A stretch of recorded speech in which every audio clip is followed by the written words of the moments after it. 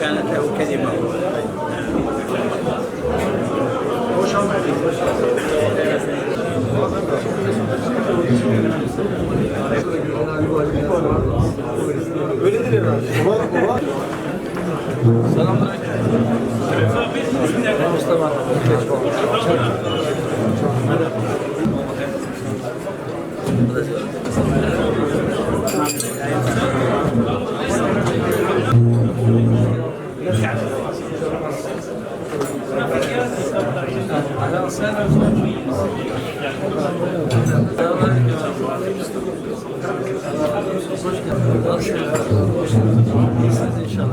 hoş geldiniz.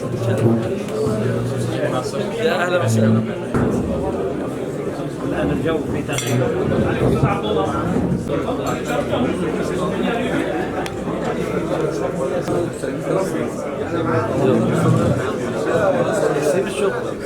Bu davetimizi kırmayarak icap ettiğiniz için hepinize ayrı ayrı teşekkür ediyorum.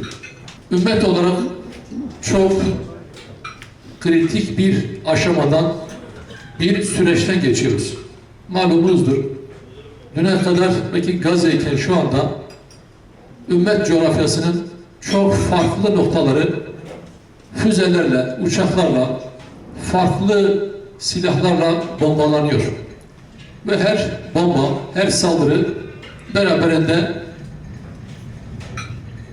ölüm haberleri, yıkım, geride kalan dul kadınlar, yetim çocuklar ve harabe olan şehirler bırakmaktadır maalesef. Elhamdülillah burada ümmetin çok farklı dillerinden, renklerinden Müslümanların olması ümmet olduğumuzun en büyük ispatı, en büyük delilidir. Ve bu süreçten geçmemizin, bu süreci selametle atlatmamızın yolu kardeşlikten geçer. Bakın karşımızdaki düşman, karşımızdaki güç Batı'nın ve Siyonist işgal rejiminin hamisi olan ABD ve müttefikleridir. Buna karşı tek bir halk olarak, tek bir devlet olarak başa çıkmamız mümkün değildir. Çünkü karşımızda Batı'nın kolektif bir aklı, kolektif askeri gücü, kolektif ekonomi gücü, kolektif bir basını, medyası hepsi yer almaktadır. Dolayısıyla bizim de Müslümanların da ümmet olarak ancak birlikte ümmetçe durabilirsek, bir ümmet olabilirsek ancak bu mücadelede başarılı olabiliriz. Bismillahi velhamdülillah ve salatu ve selamu ala Resulillah ve selamu aleyküm ve rahmetullah. Kıymetli misafirler, aziz üstadlar, değerli basın mensupları, hanımefendiler, beyefendiler,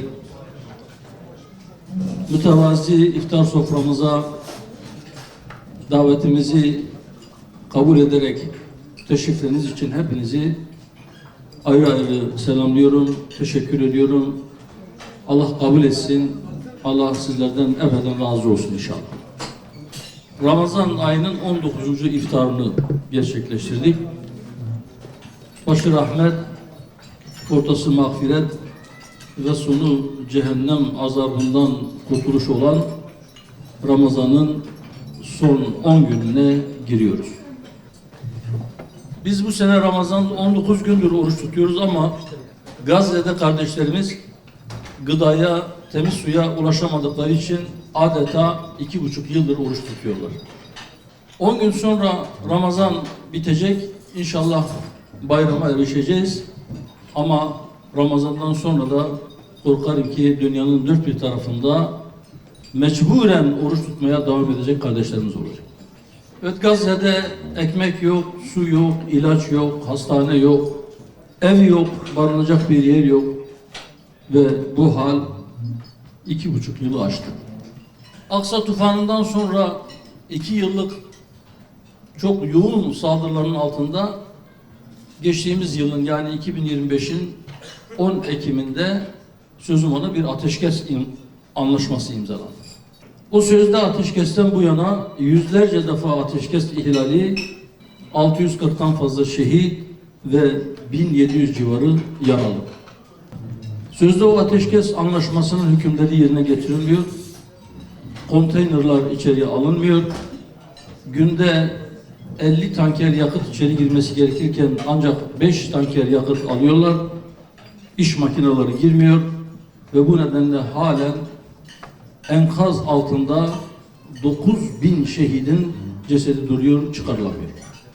Yaralarının ağırlığından ya da hastalıklarının ağırlığından dolayı dışarıda tedavi edilmeyi bekleyen 22.500'den fazla yaralı var ve günde 15-20 kişi, en fazla 50 kişinin çıkışına izin veriliyor.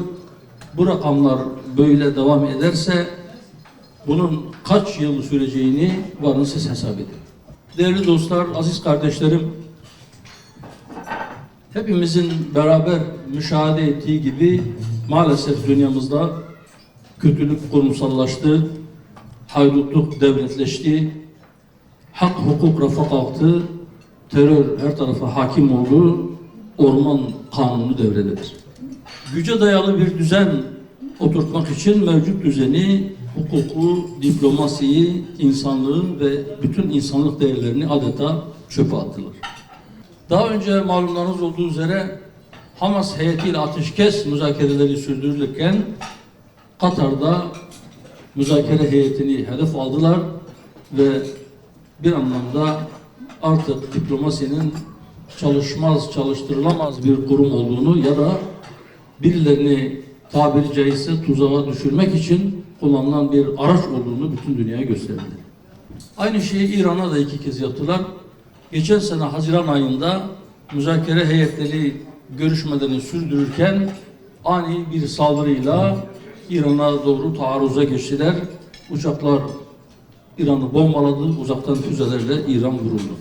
Yine 28 Şubat'ta nükleer müzakereleri sözüm ona devam ederken aynı şekilde müzakerelerin günü ve kapsamı konuşulurken yeni bir saldırı dalgası başladı ve bu kez ülkenin en yüksek makamı olan İnkılap Rehberliği makamındaki kişiyi hedef alarak ailesiyle birlikte gelini, damadı, çocukları, torunları hepsi hedef oldu ve bunu da yine müzakereler sürerken gerçekleştirdiler.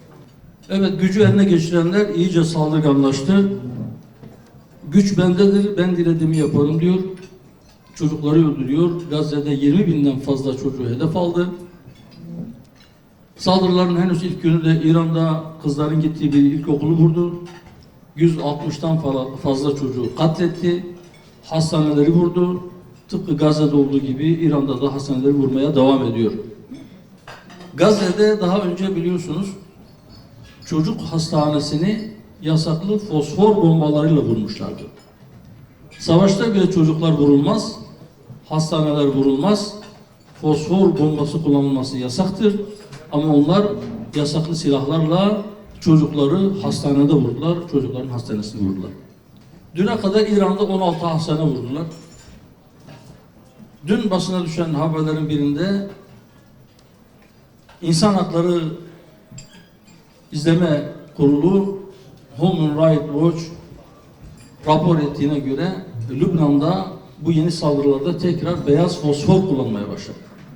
Bütün bu pervasız saldırılara rağmen maalesef memleketimizde bunları gören, yer yer haberleştiren ya da duyuran, gündemine alan ama bunları söyledikten sonra ama ile başlayan cümleler kuran, tabiri caizse bu vahşi saldırılara bir mazeret ya da bir kılıf üretmeye çalışan bir güruh var işimizde.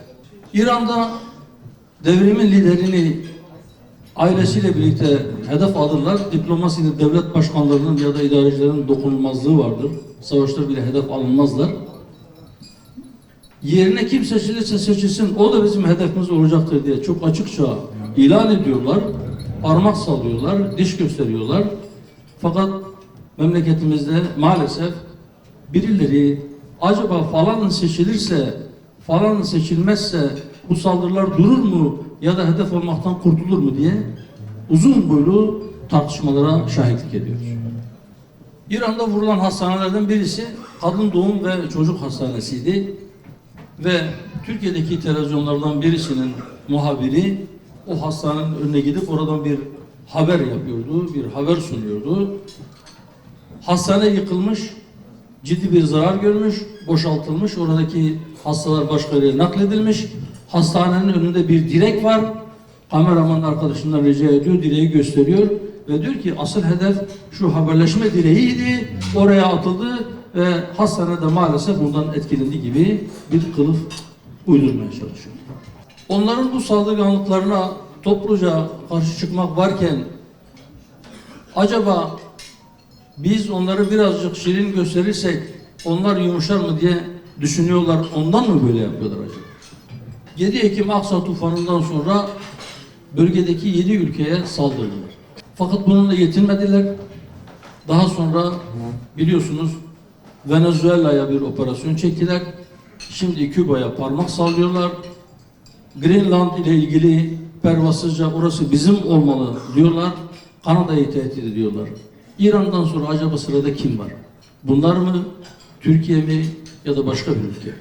Gücü kutsayanlar ve teslim olmayı ya da iyi geçirmeyi tavsiye edenler şunu unutmasınlar. Canavara tahabbüb onun merhametini değil iştihasını artırır. Yine sizi parçalar ve ardından dişinin ve tırnağının da kirasını ister. Buna rağmen birileri biz de haddimizi bilmeliyiz, milletimiz haddini bilsin, onları kızdırmamalıyız diyebiliyor. Bir İslam alimi ve mütefekkiri Profesör Taha Abdurrahman Siyonizm için şerri mutlak tarifi yapar. Evet, Siyonizm sırf kötülüktür, şerri mutlaktır, bizatihi kötülüktür. Yani siz kirlenmiş olan bir şeyi temizleyebilirsiniz. Ama bizatihi pislik olan bir şeyi temizleyemezsiniz. Onu ancak izale etmek gerekir. Yıllardır söylüyoruz, Siyonist işgalciler bölge barışının önündeki en büyük engeldir ve yine küresel barışa yönelmiş en büyük tehlikedir. Şu andaki hedefleri İran ama onunla sınırlı kalmayacağı aslında her sözlerinden ve her hallerinden açıkça anlaşılmaktadır. Zira onlar için Sünni ya da Şii fark etmez. Hatta Müslim, gayrimüslim de fark etmez. Onlar insanda ve insani değerlere düşmandırlar ama şu andaki yakın hedefte bulunanlar Müslümanlardır. Onlar için makbul Müslüman, onlara teslim olmuş ya da onlara itaat eden Müslümandır. Onlara teslim olmayan ya da itaat etmeyen ya da en azından onlarla iyi geçirme konusunda ciddi bir çaba sarf etmeyenler sadece ortadan kaldırılması, bertaraf edilmesi gereken zararlılardır. İşte biraz önce söyledik. Bir taraftan Danimarka'yı Greenland vesilesiyle, bir taraftan Kanada'yı, bir taraftan Venezuela'yı, öbür taraftan Küba'yı ya da İslam aleminde diğer ülkeleri sürekli tehdit ediyorlar. Peki bu tehditle herkesi esir mi alacaklar? Onlar sürekli savaş için bir ateş tutuşturma peşindedirler ve çok kere onların yapmaya çalıştığı savaş ateşini Allah-u Teala söndürmüştür. 2001'de Afganistan'ı işgal ederken bir şeyler söylediler, bir olayı bahane ettiler ve yüz binleri katlettiler, şehit ettiler. Irak'ın elinde kitle imha silahları var diyerek Irak'a girdiler. Sonradan kendileri aslında bunun bir bahane olduğunu itiraf ettiler. Şimdi sıra İran'da. İran için yok nükleer silah elde edeceklerdi, yok bilmem falanı tehdit ediyorlardı. Her gün farklı bir bahaneyi ileri sürüyorlar. Zalimler birine saldırmadan önce o saldıracakları kişileri önce suçlu ilan ediyorlar ve maalesef Müslümanlar da zalimi unutup çok sefer kardeşlerine yöneltilen o suçlamalarla ilgili detayları konuşmakla meşgul oluyorlar. Malumlarınız olduğu üzere geçtiğimiz yüzyılda 2 dünya savaşı yaşadı bu dünya. Ve her ikisi de Avrupa merkeziydi ve savaşı çıkaranlar Batılılardı, Avrupalılardı. 2 dünya savaşında neredeyse bütün Avrupa birbirine girdi.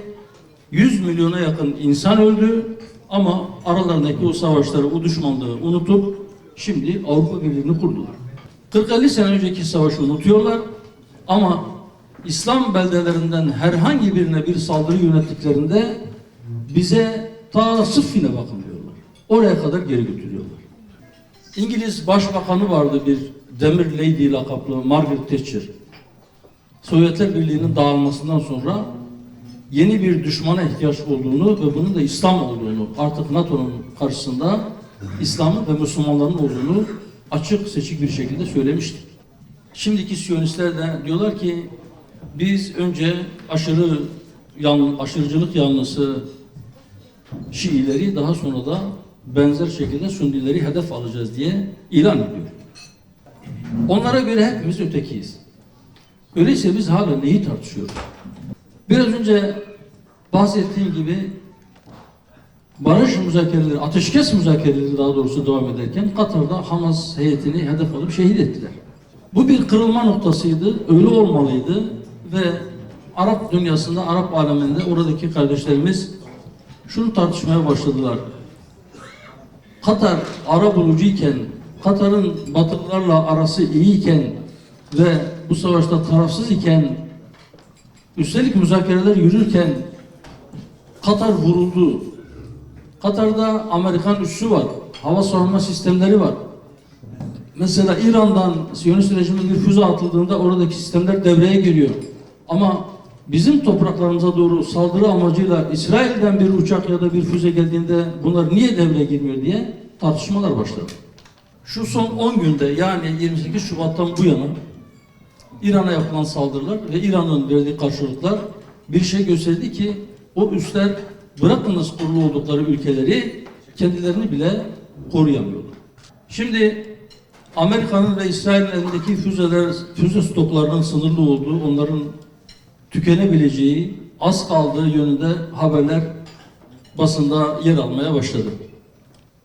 Eğer öyleyse, ki inşallah öyledir, emin olabilirsiniz ki bundan sonra o füzeleri savunma amacıyla fırlatırken 5 defa 10 defa düşünecekler ve belki o üslere gelirse gelsin, yeter ki Siyonistlere bir şey olmasın diye sadece belki işgal altındaki topraklara atılan füzeleri karşılamak üzere onları harcayacaklar.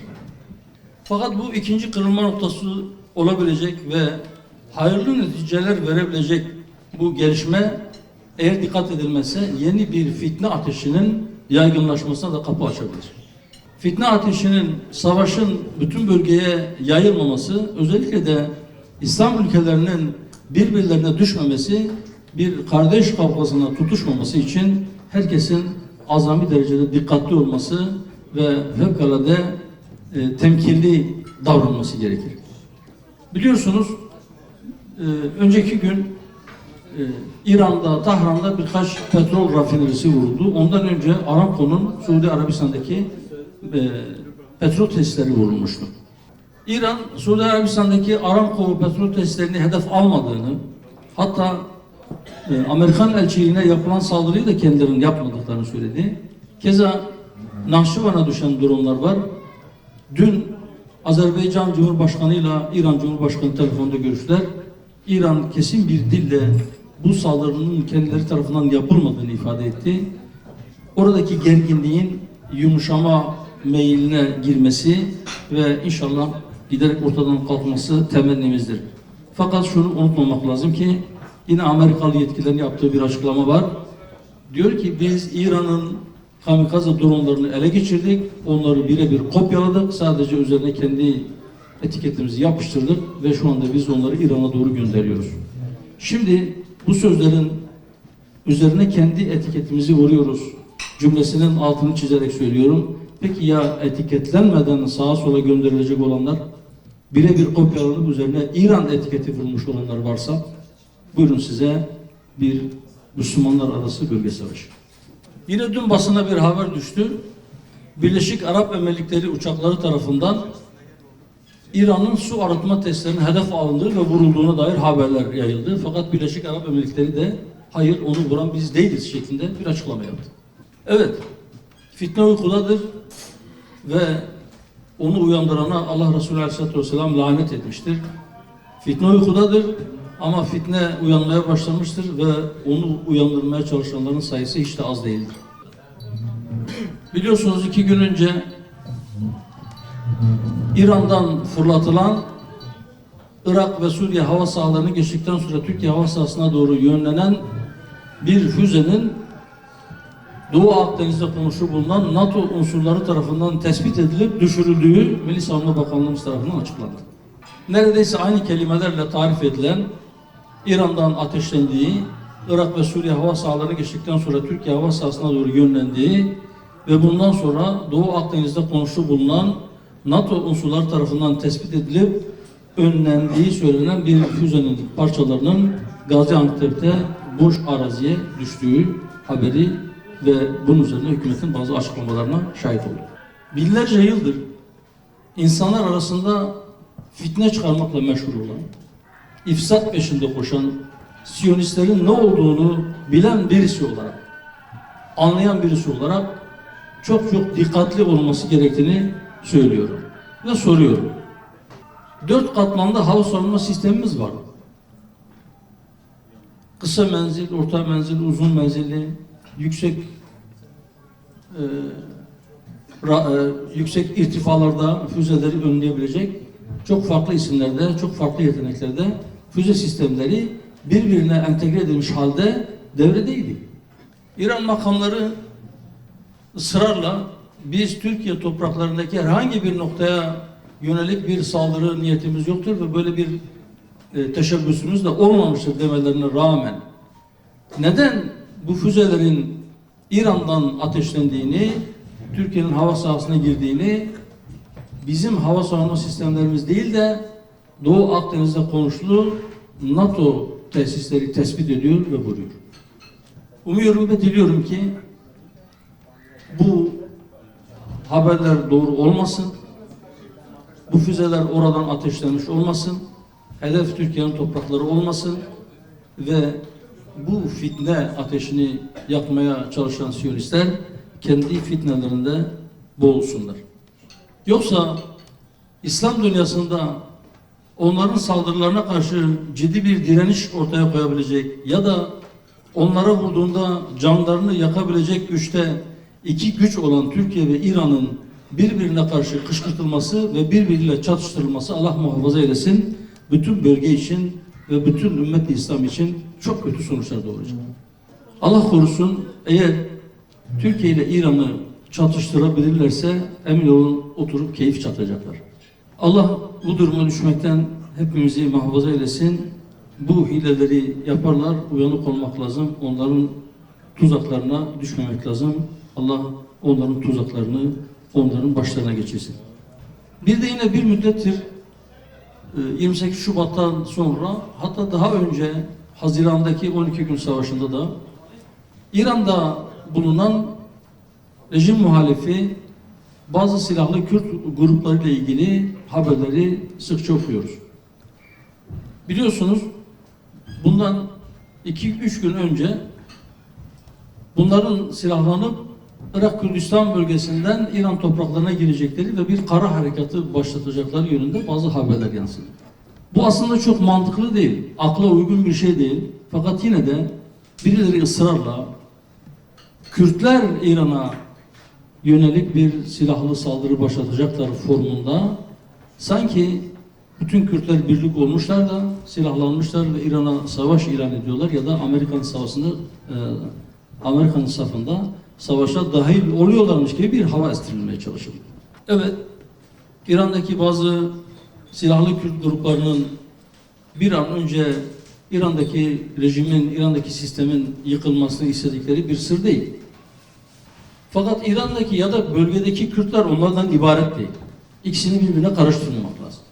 Bu yüzden dün Konya'dan Trump'a seslendi. Buradan bir kez daha tekrar edeyim. Kürtler senin babanın uşağı değil, senin piyadelerin dedi.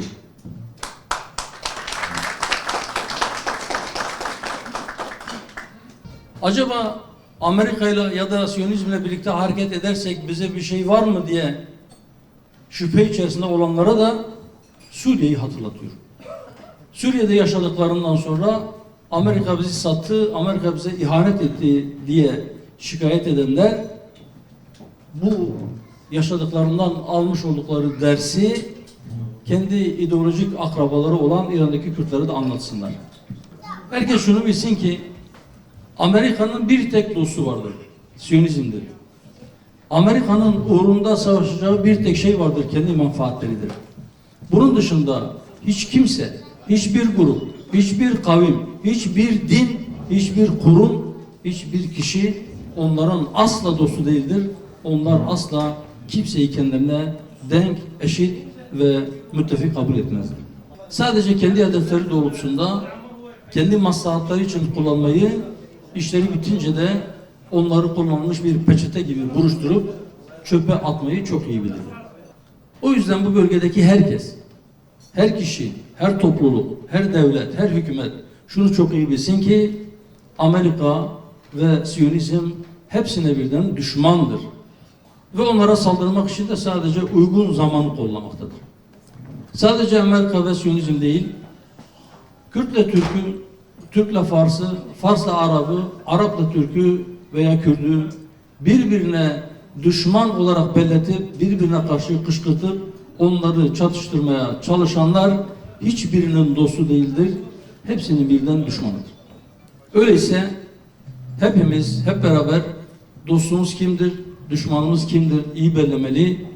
Hepimiz özümüze, kökümüze, aslımıza, akidemize ve kardeşliğimize dönüp sahip çıkmalıyız. Evet, şu anda tablo çok iç açıcı değil, fakat bu bizim ümitsizliğe kapılmamızı gerektirmiyor. Allah'ın izniyle onların yapmış oldukları zulüm zirve noktasına ulaştı ve bundan sonra inşallah onlar için zeval başlamıştır.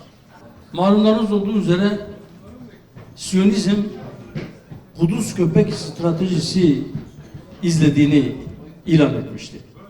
Kudüs bir köpek çevresine saldırmak için herhangi bir sebebe ihtiyaç duymaz. Fakat ben de onlara şunu hatırlatıyorum ki eğer Kudüs bir köpek itlaf edilmezse bile sadece tecrit bile yeter ona, Kudüs mikrobu bizatihi bulaşıcı köpeği öldürecektir. Yine bir Suudi Arabistanlı yetkilinin tabiriyle şimdilerde artık kuyruk köpeği sallıyor. Köpek kuyruğunu değil, kuyruk köpeği sallıyor. Köpeği Amerika köpeğe benzetiyor. Onun kuyruğunda İsrail'e ve İsrail'in maalesef muhtemelen Epstein dosyalarından dolayı kuyruk olmasına rağmen köpeği sallamaya başladı ve sağa sola saldırtıyor. Kudüs İsrail, Kudüs mikrobunu Trump'a da bulaştırdı. Buradan Amerika'ya, Amerikan halkına sesleniyorum. Eğer bu Kudüs tedavi edilmez ya da o Kudüs da diğer Kudüs'le beraber tecrit edilmezse Kudüs mikrobu kimi bulaşırsa onları da yok edecek. Ve son söz وَاَعْتَصِمُوا بِحَبْلِ اللّٰهِ جَمِيعًا وَلَا تَفَرَّقُوا. Saygıdeğer başkanımıza da bu güzel konuşmalarından dolayı teşekkür ediyoruz. Allah kendisinden razı olsun.